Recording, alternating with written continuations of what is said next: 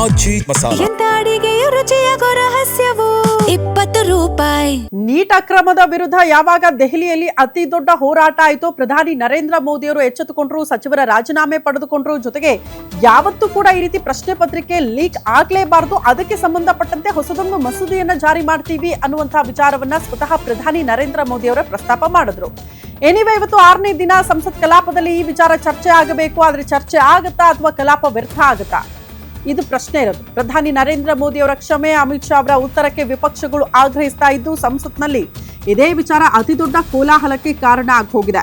ಹಾಗಾಗಿ ದೆಹಲಿಯಲ್ಲಿ ಮತ್ತೆ ಬೀದಿಗಿಳಿಬಹುದಾ ಕಾಕ್ರೋಚ್ ಪಾರ್ಟಿ ಅನ್ನೋದು ಒಂದ್ ಕಡೆ ಪ್ರಶ್ನೆ. ಆದ್ರೆ ಸಂಸತ್ ಅಧಿವೇಶನದಲ್ಲಿ ಈ ವಿಚಾರಕ್ಕೆ ಸಂಬಂಧಪಟ್ಟಂತೆ ಪ್ರಧಾನಿ ನರೇಂದ್ರ ಮೋದಿ ಅವರು ಉತ್ತರ ಕೊಡ್ತಾರಾ? ಸುದೀರ್ಘವಾಗಿ ಗೃಹ ಸಚಿವರ ರಿಯಾಕ್ಷನ್ ಹೇಗಾಗಿರುತ್ತೆ?